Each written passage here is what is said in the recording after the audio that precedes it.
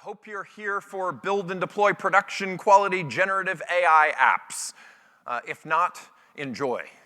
We're gonna talk through a couple things today. We're gonna talk through how to go build and deploy high quality AI applications. And when we say high quality AI applications, at Databricks, this is really a focus for us. And what I mean by that is, listen, if you're trying to build a little productivity enhancement, hey, search the docs my team ran or something like that, we can help you with that. There's a lot of vendors who can help you with that.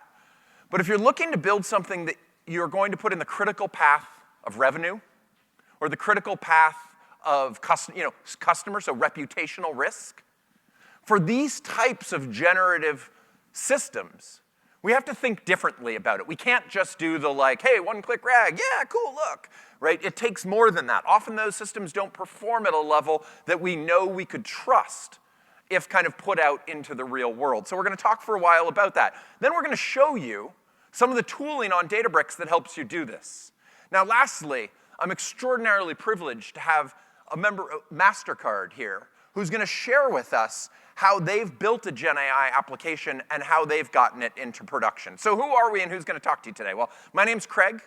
I run product management for AI and ML at Databricks. I've been at Databricks for about 2.5 years. Previous to that, I was at Google, where I built Vertex AI and built out kind of the Google Cloud ML and AI system.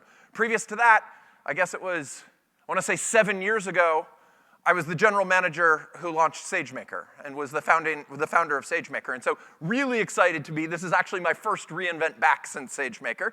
And so really excited to be here with you guys today to talk a little bit more about what we're gonna do. I'm joined by one of my colleagues, Nick. And Nick is kind of the technical brain behind showing and demoing all of our key capabilities. If ever you get the chance, he is the guy you want to go ask those tricky questions to about, hey, why can't I get it to do X? And hey, how did you get it to do Y? And then lastly, as I said, I'm extraordinarily privileged to be joined today by Peter Nolan, the Senior Vice President for R&D Engineering at Mastercard, who's gonna share with us some of their successes. So let's dive into this. Building and deploying high-quality AI applications. So before we get started, though, who is Databricks and why? Hopefully, a lot of you have heard of Databricks before. If you're sitting there going, wait, Databricks? Is that an AWS service or something? Hopefully, you know us a little better than that. We exist on all 3 clouds, and we really provide a data intelligence platform across not only your kind of classic tabular data, but we also help you manage and govern all of your models, all of your agents, all of your tools, all of your unstructured data. So all of these capabilities can be managed under one system, as opposed to having to use 16, 17, 20, 30, 40 different systems or services that you might have to connect together. And you can see we've been pretty successful on this. Gartner called us out as a leader in their Magic Quadrant, and most proud, I think, of the fact that we led the entire field on execution in this space. And then Forrester recently did a wave on companies, for AI foundation models. And despite the fact that our AI foundation models aren't kind of the ones we've built historically, don't compete with some of the others in this space, we were able to kind of outperform a bunch of these folks on this strategy and vision perspective. And really it comes down to the fact that to be successful in Gen AI, it's very difficult to do it with just a model, right? When we see these systems that are making it to production, they're often complex compound AI systems or agents that have multiple pieces. Even in something as simple as RAG, we'll often see that we can increase the performance of those systems by adding a couple of intermediary models, a couple of judges, a couple of other pieces that can help us with that. And we'll talk a little bit more about that. We work with customers across industries. We work with customers of all different kinds. On here, you can see some favorites. T-Mobile. T-Mobile wanted to understand the health of their network and wanted their non-technical team to be able to understand how their network was performing. And so we helped them build an ability for them to just be able to talk to the data around their network, right? Others on here, like Comcast. This morning when I was walking over to this hotel, I had a podcast ad pumping into my ears all about how successful the Comcast voice remote is, also powered by Databricks, right? So a number of these capabilities, a number of these really kind of strategic and forward-looking capabilities already powered by Databricks. Now, what's happening in Gen AI and what's happening in this space? We can see here that over the last year or the last couple of years, we've seen massive improvement in the performance of foundation models. And you see here in teal the private models, right? Those models that are owned, or we kind of think of them as models as a service, right? And we can see they've been outperforming open source, but the slope of improvement on open source over the last year or so has actually been a steeper slope. So we're seeing these models start to converge on their model quality, and really excited about what this means. Now at Databricks, our view is we are very opinionated about what the best model is. Because we believe that the best model for you to use when building agents is the one that performs best for your use case, right? Unlike a lot of our providers who will go out there and sit there and tell you, hey, I don't know what your problem is, but my model is the solution, let's talk, right? We sit there and say, yeah, their model may be the solution, or maybe that other vendor, or maybe this open source provider, right? Or maybe you want to fine-tune or train your own, right? And we can help you across that space. Now, the challenge of these models is that they're all focused on this concept of general intelligence. You hear this a lot, AGI, artificial general intelligence. The idea that I want to build a model that can just do all the stuff that humans do. That's a really cool idea and understanding. But if we go back for a minute, we think about how these models are evaluated. They're evaluated usually with a system called MMLU. MMLU is a series of questions that these models are forced to answer that kind of are about, comparative religion and literature and history and philosophy and tech and all different subjects. And so at Databricks, while we're excited about AGI and those capabilities, the thing we get really excited about is this idea of data intelligence. How do we make it so that these AI systems are intimately connected with your data? I'm not interested in kind of, hey, I need some help with history of the French Revolution. That's not my product, right? Instead, what I'm interested in is better understanding my data, better understanding my business context, better understanding my industry opportunities, right? And by doing that, we can really change the way this technology is used inside companies, and really, we're hoping, superpower your ability to gain value at the intersection of Gen AI and your data. Now, the challenge is that most people who are trying to do this, it's failing today, right? We see this, that 85% or more of the projects that are happening aren't making it to production. And this is actually one of the scariest stats. For those who have been in machine learning for a long time, I'm sure you remember there's been times in the past when machine learning has struggled to keep kind of investment and attention. And the reason it struggled is because at times it was too difficult to get these models to perform the way we wanted to.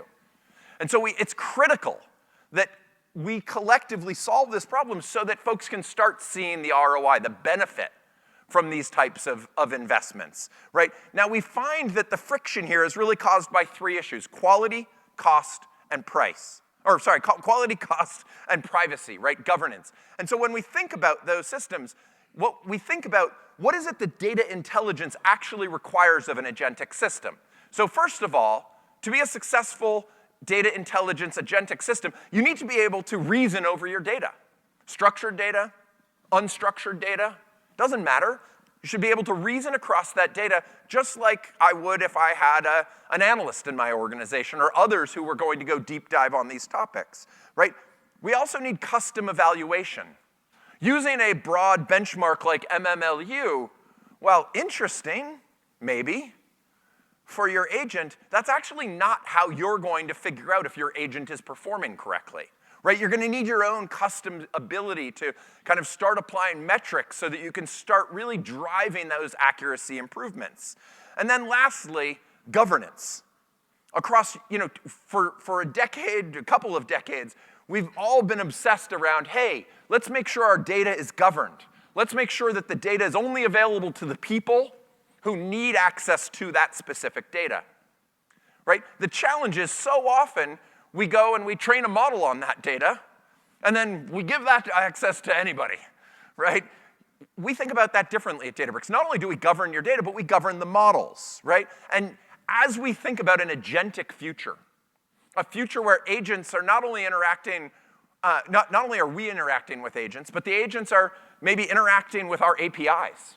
Maybe the agents are taking action with or without our approval, right? Or maybe the agents are interacting with each other, using each other, right? In these types of cases, governance and the ability to observe and understand what the system is doing becomes critically important. And for this, we have a unified platform that seeks to take care of all of this, right? A series of capabilities around preparing your data, building the agents, deploying the agents, evaluating the agents, and ultimately governing the agents and governing their usage of tools and their usage of APIs and what have you. But so let's dive in and talk a little bit about what this actually looks like. So preparing your data, right? How do we ingest and transform all of this? For us, this starts with what we call the Unity Catalog. And the Unity Catalog is our system, as I said, for governing, discovery governing, and lineage tracking for all of your data.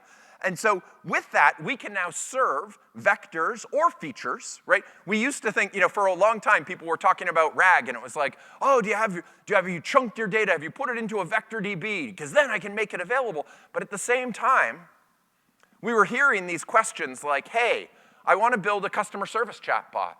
And I want that customer service chatbot to know some stuff about the customer. And usually we store that customer information in tables as opposed to documents. Right? And so giving those systems not only the ability to pull our chunks or our unstructured data into them, but also to be able to query our tables and write queries, build aggregates, and pull back data to better understand. And so making sure that we have access to both of those in a fully governed way. Right? Then we actually get to the point of building the agents. And as I said, our view is that you should use any model. Right? Whatever model performs best for you is the model that you should use. And then you should leverage tools and functions with those models to provide the correct answers. This idea of tools we'll talk about momentarily, but it might be the most transformational thing we've seen in the last year or so in this space. And then finally, we need to be able to govern and manage all of these pieces, and as we get more and more of these agents and we have more and more agent interaction, we need to be able to govern all of that as well. Now, not only can you use any model, but so you can use the proprietary models, you can use kind of open source models, but there's also a series of ways to interact with those models. So we offer model serving endpoints for open source models.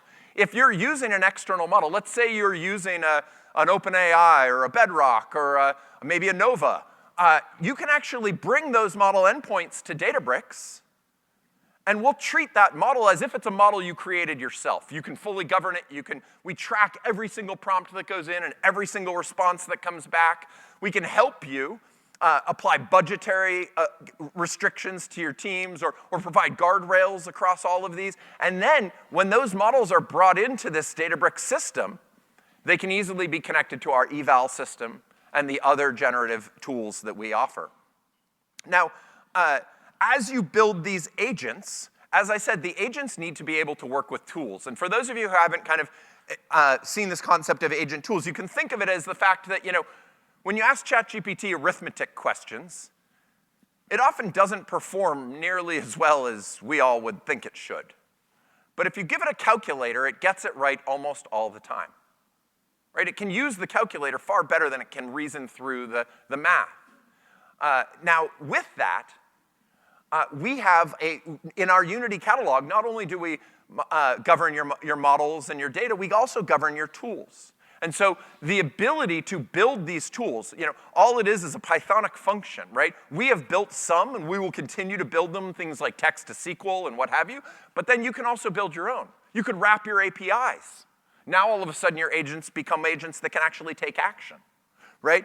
And so, and again, all of it, you can imagine it, hey, I've forecasted my sales, I looked at my inventory, why don't I just place the order, right? We have customers doing that today on Databricks, right? Where they're building some of those classic enterprise needs, and kind of, building these shortcuts through these agents. Now, you're going to want to govern that by inventory capability because, as it turns out, sometimes these models don't perform as you'd like, and you want to make sure that they're only doing what you want them to do at each point in time. So to show you a little bit of this, I'm going to invite Nick up to give our first demo.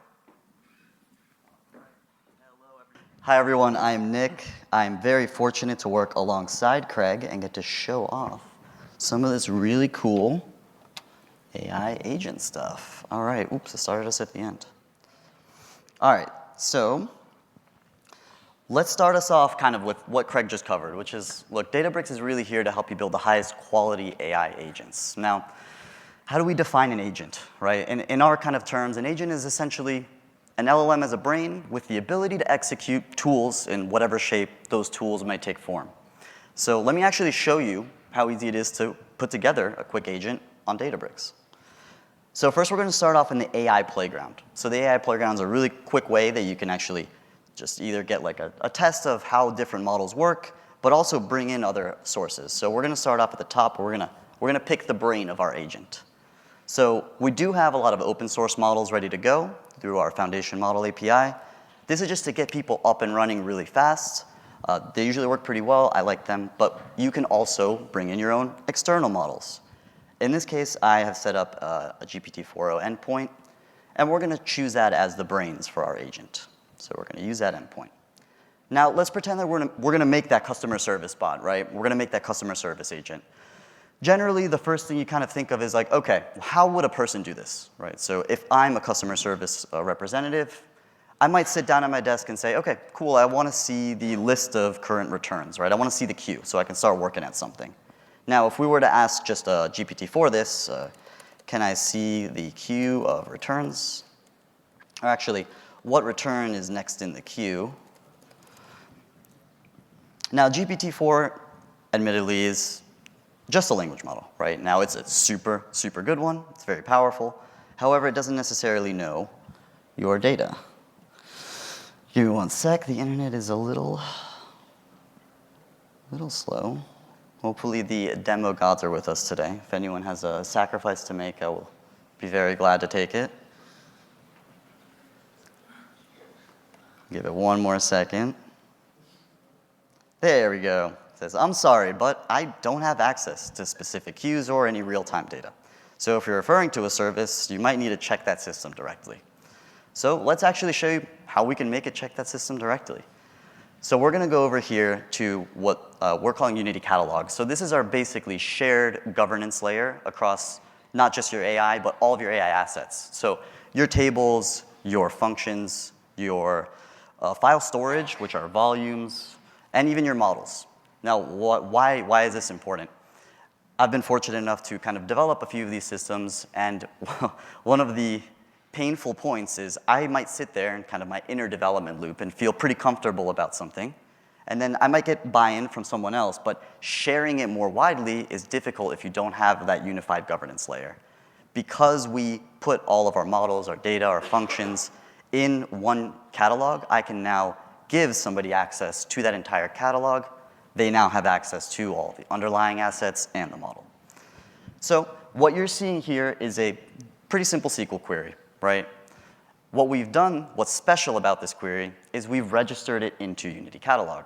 So this query just does a select statement on some customer service data, orders it by date, limits it to 1. So this is going to get us the latest return in our queue. So now all we have to do, because we have this registered in Unity Catalog, we can go up here to Tools, we can add a tool, and now we can do retail prod.agents, which is our catalog and our schema. And then you'll see that we have all these functions we just looked at. We're going to do get latest return. We're going to hit add. And now we can actually ask it the exact same question. And this time, hopefully a little faster, you'll see something a little different. Maybe not faster. So I'll take this opportunity. We do also show you how long it took to get that first token. So you'll see it took about 30 seconds that first time. And that's our internet just being a little slow. So we'll give this a second. Boy, this is painful. All right, we're going to talk about some other stuff while we wait. There we go. OK, so to find out the next return in the queue, I'm going to use that function that you provided. Now, that little curly brackets, that function doesn't have an input, so it didn't have to feed it anything. But you'll see that we did get a return. So this is the latest one in the queue. You've got the description. Some guy named Nick was not happy with some Bluetooth headphones, right? And he said, hey, look, I've been enjoying them, but they're not connecting to my phone. Is this a way to fix this, or should I proceed with a return? So if I'm the customer service rep, I'm going to say, OK, well, what do I do next, right? Does this return fit my company policy? So now what we're going to do is we're actually going to replace this one tool with a few tools that we've created to help somebody solve this problem. So we go to agents.star. So we can use the .star notation to have it just grab all of the functions that we have registered in this catalog, and now it has them all in its tool belt. So we can say, based on our company policies, should we accept this return? Now, because it looks like this might take about 30 seconds exactly, we're going to talk about some other really cool stuff. So right here, you see we have an AI judge enabled. So even in the playground, we have the ability, and you can actually disable this if you want, to use an AI judge to tell you if the answers are both safe or relevant, kind of gives you more context. And then another super useful feature is this view trace. So underpinning a lot of our kind of AI offerings, we have MLflow, which is this platform that does an amazing job of tracking all of your experiments, logging all sorts of different metrics. We're going to use it for evaluation later on as well. But what this tracing lets you do is it lets you actually click through and understand at every step of this agent call what actually happened. What function did it execute? What arguments did it pass? What did it get as an output? So, all right, cool. Looks like we got a return. So based on our company policies, should we accept this return? Because we've given it the ability to go and look up and call functions, it's actually looking up what our return policy is, right? And so we've got this here. And let's just run that one again. So it's going to say, look, our return policy is 30 days, and they cannot have made more than 12 returns per calendar year, right? Which is fair. Now, what we should be able to do is instead of just saying, oh, OK, well, now I've got some information, we can have it go and take action, right? So it can go look up how many specific returns this customer has gone, when this return took place. And we actually see this here. It took place about 5 days ago. This is rough with a 30-second latency here. We're going to say that this is an OpenAI throughput issue. That's totally true. All right, this is going a little slow. So essentially, I'll spoil it for you. This person, me, has returned 23 items in the last calendar year. So definitely outside of the company policy, right? So what do we do about that? Well, we can, decline the return, sure. But we can even take it a step further. The person put in a description of what was wrong, right? So if we actually take this description, now, fortunately, our product team has already created a product support agent. And this product support agent is meant to answer a bunch of any product-related questions. In the playground, we can also select custom agents. So we're going to select this product agent. And then, hopefully this is a little faster, we can ask it exactly what was put in that return request. And what this is going to do is it's going to hit this custom agent, and that agent is going to go, and it's going to look at the product documentation. It's going to do some kind of retrieval. It's got a prompt that teams have spent a lot of time prepping, and it's going to give you back a list, a description of steps specific to your problem, to your product, how you can actually make it better. So instead of just flat out denying this return, it'll go, I believe. Instead of flat out denying this return, you can actually give them, hey, look, your return doesn't fit our policy, but we noticed that you were having some troubleshooting steps with your headphones. Here, these are some steps you can take. Hopefully, you won't have to return them because they're going to work perfectly, and then everyone's going to be happy. This called that custom agent, right? It got specific troubleshooting steps back, and it even did one further, right? And it showed you exactly what the product documentation it referenced to give those steps. So if you need to kind of dive in deeper, make sure that they're accurate, you always can. All right, now I will pass it back over to Greg. Thank you, sir. So let's talk a little bit about, so we've shown you a little bit about how you might start considering building those agents, right? Finding the models, starting asking them some questions, maybe adding a few tools, maybe creating a few tools, right? Maybe pointing at, maybe trying out this other agent, check and see how it does, and add it as a tool, right? So all of these concepts of kind of being able to pull together all the pieces you need to build, you can see what that's starting to look like. Now, the challenge is, that's not where this ends, right? What Nick just did was burned tokens without getting me any revenue in return, right? And so how do I go get that revenue? How do I go actually launch this into production, right? Now, at Databricks, we were the creators of MLflow, huge fans, really proud, actually, that AWS and SageMaker adopted MLflow earlier this year, making it the 3 of 3 clouds that now have MLflow built directly into their AI platform. So really excited about that. So with MLflow, not only do we provide tracking and packaging of this system, we provide that model registry, we provide observability. Nick showed you the trace that it will give you, right? If you have an agent, it'll show you what every single step of that agent was doing, right? So that you can understand, hey, was this wrong because I have the wrong data backing this up, or was this wrong because the agent, took a wrong turn, maybe decided to try a different route than usual or something along those lines, right? Now, this concept of evaluating agents, as I said, we allow you to use any model, but then we make it really easy to build these evaluation systems and work with both subject matter experts, LLM judges, to help you, and then to help you build and refine that kind of evaluation set that you're going to use to test the quality of the model moving forward, right? And so with this, we actually have AI. So we will help you build that eval set, right? Where we can go look at the data that you're bringing to the problem and say, hey, here are some questions you might get asked. Here are some responses to those questions you might see, right? Then we can actually help you then evaluate your system using LLM judges.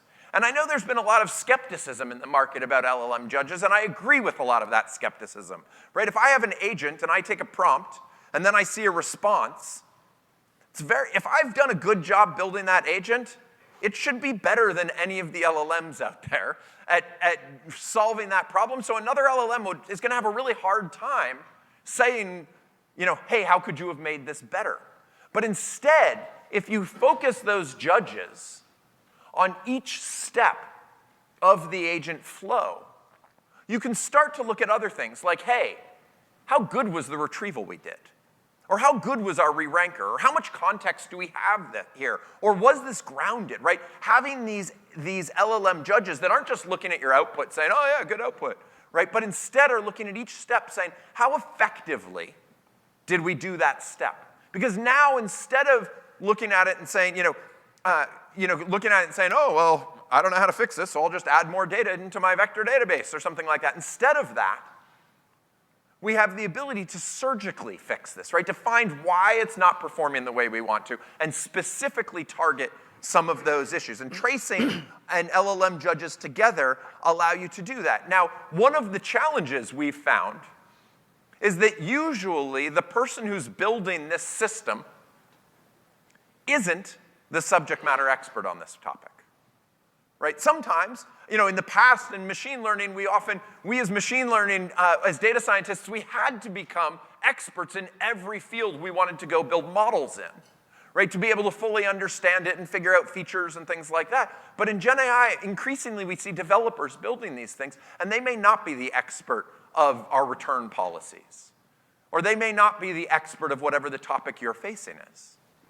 And so what we've done is we've built a specific workflow so that those experts so that those developers can push prompts or questions to the subject matter expert so that they can go refine it, right? So that they can say, hey, here's how I would have answered that prompt, or hey, here's a prompt I think we're going to need to answer effectively, right? So that they can review these ground truth pieces and they can help us improve them so that we can be confident that we're getting the best answers in there, right? I'm working right now with a women's healthcare app that's seeking to build a virtual doctor on the other side of things, and they're sitting there, and their focus is, how do I drive this quality to a level where someone could really use this in a kind of, pre-medical, kind of pre-medical advice need, right? Or kind of an early medical advice need. And so the accuracy is extraordinarily important. And not only that, but the subject matter experts are doctors, right? They're people who we have tremendous pull on their time. And so making sure that their time is most highly leveraged to improve the system is critical. And so that's a lot of what we focus on, is how can we help the developer push the right questions and push the right pieces off to the subject matter experts to improve this. And then obviously we can host the model, and then not once hosting the model, evaluate and continue this evaluation loop on an ongoing basis. Now, to give you a sense of what this evaluation loop looks like, hopefully with a bit more cooperation from the demo gods, I'm going to have Nick come back up.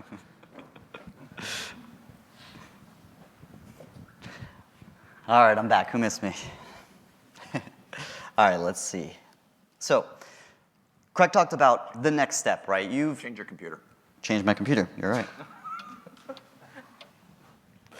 So, Craig talked about the next step, right? Just like, okay, you've assembled an agent. Cool. Is it worth anything? Is it good at what it's doing? Now, that's not always an easy question to answer, to be completely honest with you. In order to kind of get a feel and really evaluate, even if you have LLM judges, right, you still need a ground truth data set. You still need to know what is true, right? What is accuracy in your specific domain? And we've talked to a lot of customers, and I've developed a couple agents as well, and almost nobody has this ground truth data set like ready to go, right? That is not a thing that people are just already prepared for. So what people might have, though, is something like you're seeing here, which is, product documentation. I've got a brown box SwiftWatch X500, and these are all the things about that watch. So what we've actually done as a first step to evaluating your agent is given people the ability to synthetically generate ground truth data sets. So you can give it some guidelines, right? You are generating an eval data set, which will be use to test a customer chatbot, give it some examples, and then what you can do is give it your source documents, which is what we're passing along here. And what that'll do is it will create a ground truth data set. And I will not have to do a lot of function calls here, so I think the internet will not be a problem for this one. So what does the actual synthetic ground truth data set look like, right? This is kind of an example of a few. It'll create a sample request that someone might ask of your agent. So how long does the battery last on the brown box SwiftWatch X500 when the GPS is used continuously? Oops. And it'll give you the expected facts. The battery lasts between 10 and 12 hours with continuous GPU use, or GPS usage. Sorry, what we work in. So this will help you really quickly get up off the ground running, and it'll build an evaluation data set for you, or a ground truth data set. Now, you may have heard me say the word synthetic, and so some flags might have gone up, right? Like, oh, well, how do I trust it? And the answer is, you don't necessarily have to. We always keep humans in the loop in all of these evals, and what we actually do is we will stand up a UI for your subject matter experts to look at this ground truth data set that was created and actually iterate over the specific data in it. So what you can do is you can have your subject matter experts improving your ground truth data set, which is going to influence your evaluations going forward. Now, we are a little short on time, so I'm going to kind of go a little faster here. Now, what does it look like when you actually evaluate a ground truth data set against a ground truth data set? So I've created my first agent. I have my evaluation data set. I can now use MLflow to say, okay, run these LLM judges, right? Tell me how my system is working. Now, as a first pass, you'll see we have an overall score of 50% on the top right. Not so great. Now, what does that actually mean? So in this case, we kept it kind of simple. There's 10 questions, there's 10 ground truths that we want to compare our agent against. And we can actually look to see exactly why something passed or didn't. So just to kind of explain this a little further, this 50% number is the sum of all the LLM agents. So in order for something to pass, it has to be correct, it has to have enough context, it has to be grounded, and it has to be safe. If any of these LLM judges do not pass, the evaluation as a whole does not pass. And so we can actually see what it tells you. So in this one, it says that it failed for correctness and it failed for context sufficient. So if you hover over it, it might be a little hard to read. Actually, let's click into it. It will tell you, look, the overall assessment is that it failed. And then it'll tell you that, hey, look, the ground truth states that the dimensions are X, and your agent actually said that they were Y, right? And so it lets you actually dive in and understand what the expected facts were, what the model output was, what was retrieved. And this is, to me, the most crucial point. It gives you suggested actions. So it's not just telling you what went wrong, it's giving you ideas on how to improve it. So as the person that does have to do this improving, I can now make some tweaks, change my retriever settings, maybe my re-ranker, maybe use a different embedding model, something, right? In this case, I actually just changed the retrievers from 1 to 5, and then I reran the evaluation. And you can do something, oh, no, that's not what I meant to do. There we go.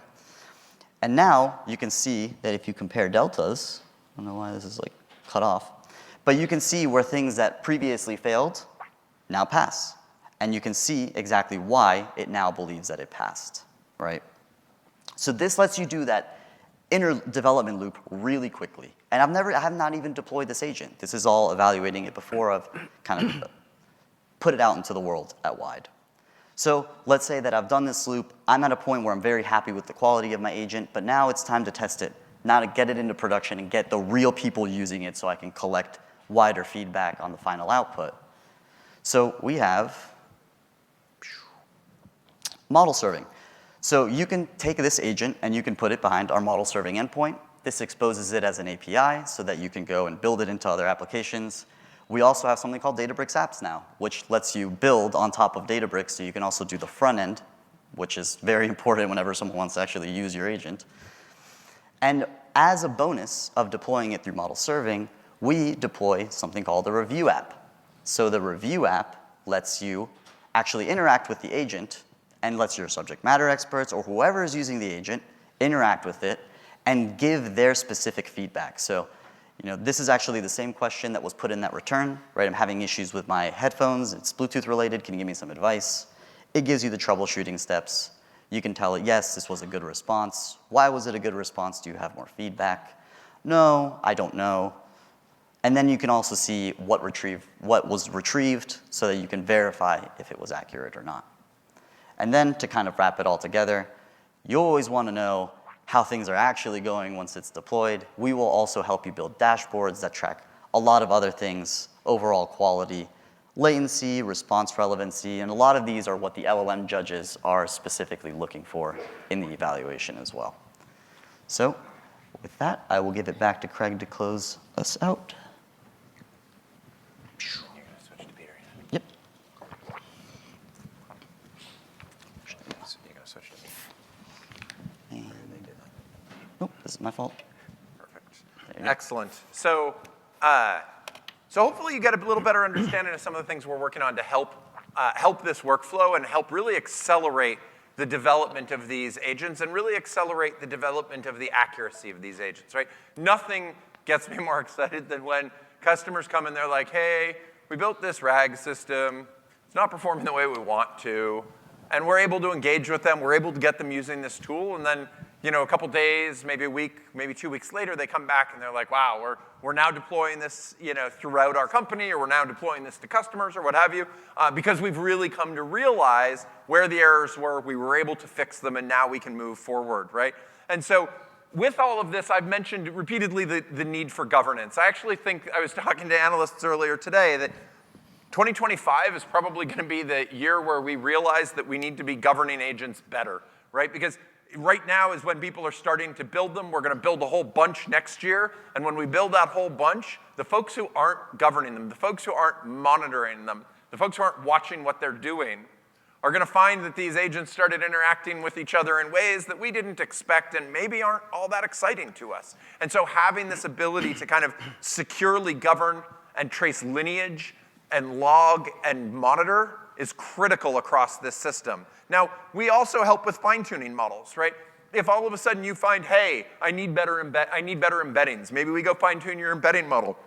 Or if you said, hey, I wonder if I could solve this more economically with a smaller model. It's a relatively simple problem with a smaller model that's really dedicated to my problem, a model that I've brainwashed into being excited about my problem space and less excited about European history and things of that nature. And so we can help you with doing that across model types and across databases, across model types and across your different data needs. So hopefully that gives you an idea of how all of this gets put together. And now I wanted to pass it off to Peter to walk through how Mastercard has been using some of these tools to build their capabilities. Thank you very much. Hello, everybody. I said Peter Nolan from Mastercard, good partner with the Databricks team. I'm based in Dublin, Ireland, in our European Tech Hub. I lead our software engineering team in the R&D division. Today is my 12th anniversary of Mastercard. Thank you. I literally got a notification this morning through our HR system going, happy anniversary. So 12 years is a long time to be in a company, but I literally have the best job at Mastercard. The team I work in, we're responsible for evaluating emerging technologies like Gen AI, which is super exciting. We were jumped on it as soon as it got launched, just over 2 years ago. We do look at other technologies. We're looking at quantum, so really interested in what's happening this week with AWS and what they're doing in that area, privacy and tech, et cetera, et cetera. So, but Gen AI, super hot topic this year for us. What we do is, jumping on the slides.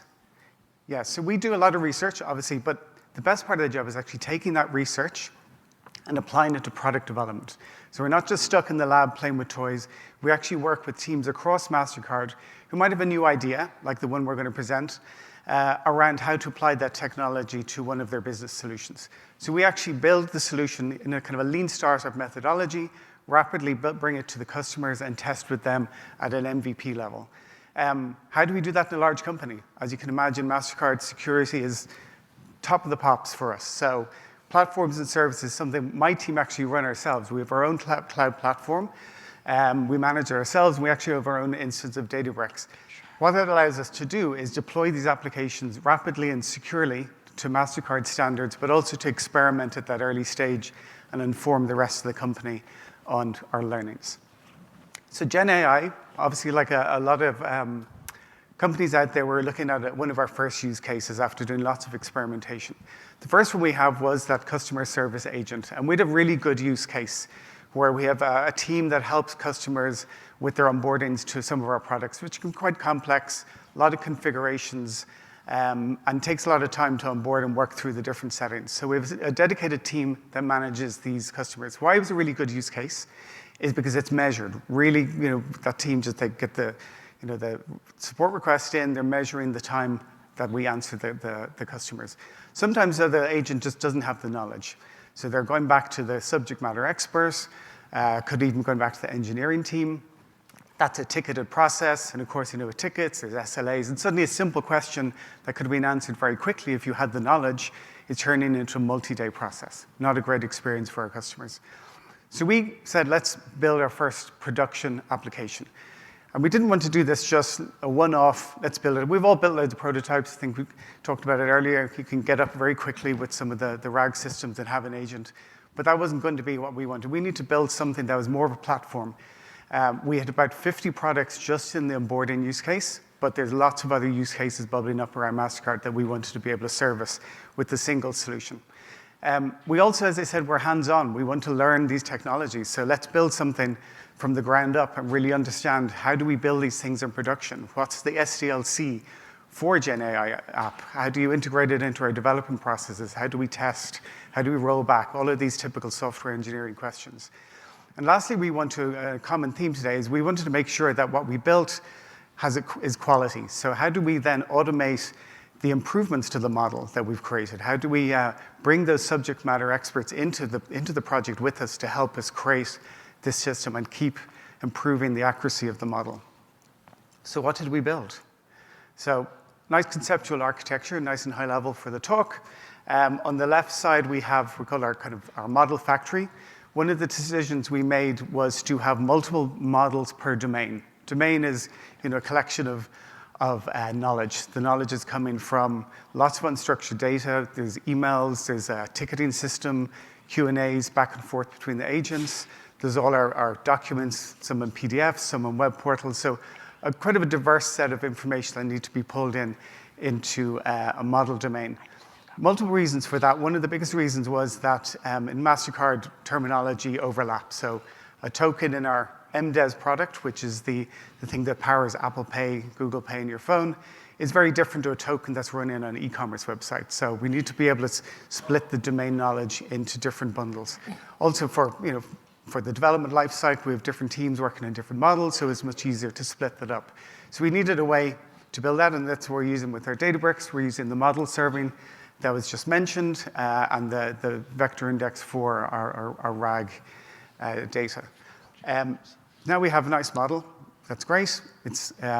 We have our own API layer that's talking down in the Databricks model serving API and our own UI. So our agents are using the system, but how do we improve it? And that's where we have the similar human-in-the-loop system. So through our UI, agents can interact with the system, but they're part of this pilot. So we're asking them to help us improve things. So through the UI, they have a simple thumbs up, thumbs down. They also have the ability to edit a question. So if they think the answer coming from the model is incorrect or maybe missing information, or sometimes even just too verbose, so we need a more concise answer, they can edit that in the UI and save it. Those edited answers are the ones that are graded, go into a back-end system. This is where the subject matter experts come in.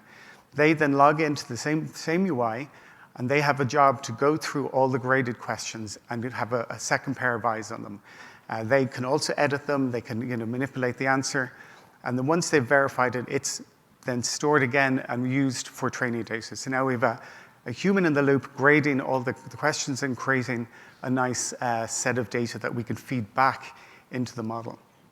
A lot of automation kicks in, and we're creating the new model and deploying it. But how do we know that that model is actually better? So that comes into the LLM as a judge. So we're using a very similar system where the judge is then asking the model a bunch of questions. So at the beginning of the project, we had hundreds and hundreds of questions from our customers, and we roped in lots of SMEs to go and answer those questions for us. So we have a nice kind of golden set of evaluation data. We used the LLM as a judge to ask the model a question, and through a prompt, we're now evaluating whether the response was good. And the response could be good where it's answered the question, but maybe it's coming back with an unprofessional tone, so then we downgrade those answers. So we score the response between a 1 and 5 metric, then once it's graded, we get an overall score for that model. And then through automation, again, we're saying, okay, is a new model the score higher than the previous one? If it is, then we swap them out and promote the new model to production. So that creates that continuous flywheel. And we've started with, I think we were in the low 60%, our score from our evaluation from the judge, and we're now up into the high 80s. So we're really seeing that improvement. This is since July when we launched to around now that we've been able to bring the quality of the model back up. There's a talk there, mentioned there, of the fine-tuning API. So that's something we're experimenting with now, is trying to optimize what we have. So we have a couple of things we've looked at. We're using the fine-tuning API to exactly that, to use a smaller foundation model and make sure or see if we can then tune this to have the same efficacy score that we're getting from the RAG model. And we're actually seeing amazing results. So really excited to start building that into the system. We're also doing just some simple optimization. So we're using the vector index for what it does, which is good similarity searches. And through the agents, they will pick a question it's perfect. So it's a verified question. It gets flagged. So rather than going back to the RAG model to generate the answer, we're actually just pulling it directly out of a cache in the vector store. So that's a really good optimization that we're seeing. All of this is wrapped in typical software engineering practices. So we're using Git and Git flow and Jenkins integrated into the Databricks system through their CLI to actually automate a lot of these flows back and forth. So for example, if someone tweaks the system prompt, just like any code, it's a PR request, it gets code reviewed, the review gets accepted, Jenkins kicks in and calls into the Databricks system, Databricks pulls down files from Git, and the automation kicks in and a new model is built, and the testing flywheel kicks in. So this is really, we found amazing results. The team who are using it love it. It's a tool for them to get through the day faster. They're not spending all day doing queries and tickets, so they have a lot of other things to do. So being able to speed up that process has been amazing for the agents. Now, I was double dared to do a live demo. Right, here is our landing page. As you can see, it's pretty, I think. It looks pretty good. We're treating this as a product for our customers. Even though they're internal at the moment, we do plan to bring this external to our customers to use. But right now, it's an internal product. But we're still treating this as a product and getting a lot of feature requests from the users. And let's sign in. Fingers crossed. Demo gods. Excellent. So here we are. Very familiar interface. There's a pattern forming with ChatGPT and others. The home screen has some kind of standard kind of prompts. We're in training mode with the agents, so they're getting familiar with the tool, so they can see kind of some examples here. This is built for specific workflows. So I'm going to do a very quick run through a workflow. So an agent will get a ticket in. They'll start a new chat. They're going to pick a product from the list. So we've got 3 products live at the moment, and this is at my stage environment, so it's not production. It's going to be assigned to a ticket. So they're going to be working on a ticket that they'll be familiar with these numbers, so we don't need to have extra context here. The agent will know the ticket they're going to work with. So I'll try John Doe, see if he's alive, and we'll start the chat. Excellent. So nice, simple interface. I mentioned earlier in the talk MDES. It's one of our products. So why don't I ask the system, what is MDES? What is MDES? OK, can I beat 30 seconds? I can. Excellent. So here's an answer, very concise. MDES is the Mastercard Digital Enablement System. I should have asked if anyone knew what it meant. And it's not a physical card, it's a virtual card kept in our mobile device. So we have a few features to show you here. The first one is that we have the link to the data that was pulled out of the vector index to see what collection of data came up with the answer. So that's very useful for the agents, and then also they can click on it. And this is a really big feature that we didn't even think they'd necessarily like, but they're able to just follow the thread into the documentation, and they're building up their own knowledge. So this one actually came from our public developer portal. So part of our factory there building the models actually scraped this website for that information and pulled it into the vector store. So that's nice and neat. Another one to show you is this is where our human in the loop system starts. We have, as I said, a simple thumbs up and simple thumbs down, and then the ability to edit the question inside the UI. So I won't edit this. This is a nice, concise answer, but as you can see, you could edit it and submit the update. So here we go. This is the interface. It's nice and simple. There's a few kind of extra features on the side, but it really is just keeping it tight to what the user needs. Now, different persona. This is the SME, so the subject matter expert. They can come in, and I have this role to the admin portal. Now, their job is there's some reports and things in there, which is quite nice. You can see how the system is performing and how many answers are being graded. But their job here now is to go through some of these questions that have been submitted. So I'll start reviewing. This is like kind of whack-a-mole. I can just kind of keep going in and answer these questions. It's quite cathartic. So here's a question here. You can see some information, some metadata. I can actually see the chat history. And this is important because a lot of them are like this. It's not kind of question, get the answer. The agent doesn't know the answer, so they're trying to interrogate the system to get to an answer.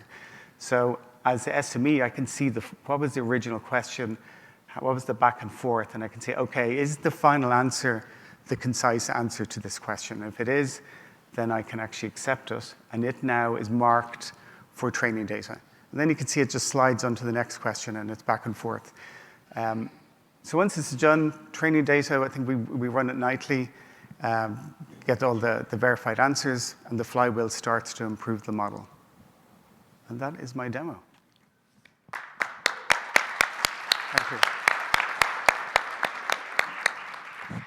There. Wanted to leave you a couple of next steps. We are down in the expo, booth 18 something or other. Just look up at the top for big red Databricks. We also have customer meetings. If you are a Databricks customer, feel free to ping your AE and happy to find time to meet with you here at reInvent or after reInvent, and then engage with us. Take a look at the AI cookbook. If you Google or you come to Databricks, you'll find the Databricks AI cookbook. That'll walk you through a lot of what we just did. And then try out the Databricks Playground. And if you don't have access, sign up and try out the Databricks Playground. It's a great way to start just playing with some of this technology, as Peter said, to try and kind of grow this capability within your organization. So again, thanks a bunch for coming. Here's our LinkedIns. Would love to stay in touch with you. Please fill out the survey.